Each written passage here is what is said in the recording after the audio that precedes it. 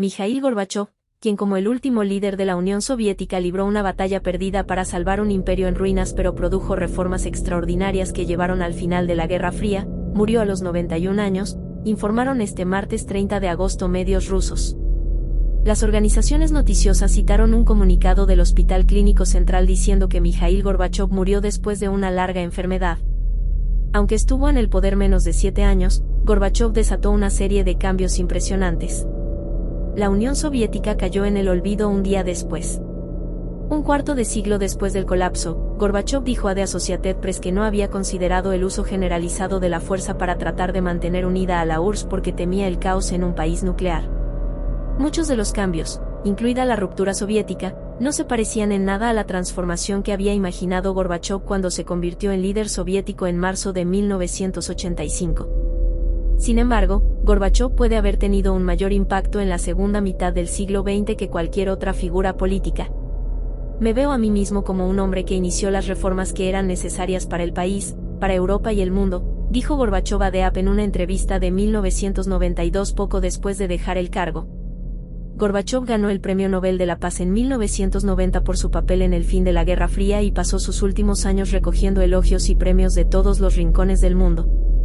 En 2021 Gorbachov lamentó con acritud no haber podido prevenir el fin de la URSS, un suceso que cambió el equilibrio de poder del mundo y sembró las semillas de un tira y afloja aún abierto entre Rusia y la vecina Ucrania. Aún lamento que no pude controlar el barco para calmar las aguas, no reformé por completo el país, escribió Gorbachov. El colapso de la Unión Soviética fue uno de esos acontecimientos en la historia que se creía que eran impensables hasta que se volvieron inevitables, dijo a The Associated Press Dmitry Trenin, director del Centro Carnegie de Moscú.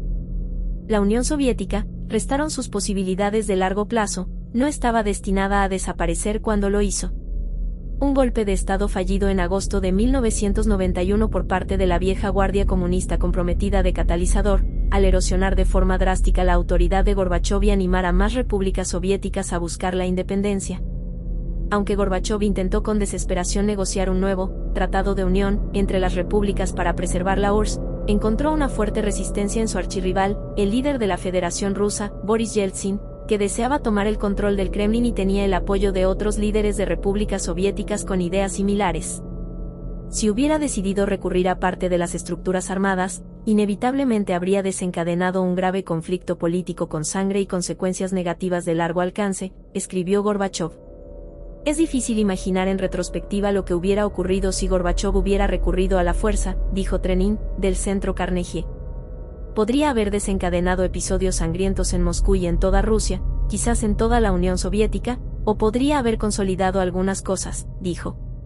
Cuando los líderes de Rusia, Bielorrusia y Ucrania declararon difunta a la Unión Soviética, no prestaron mucha atención a qué sería del ejército soviético de 4 millones de efectivos y su enorme arsenal nuclear. Los líderes de las repúblicas que anunciaron el final de la Unión Soviética en diciembre de 1991 no pensaron en todas las consecuencias de lo que hacían, dijo a AP el colaborador de Gorbachov Pavel Palaschenko.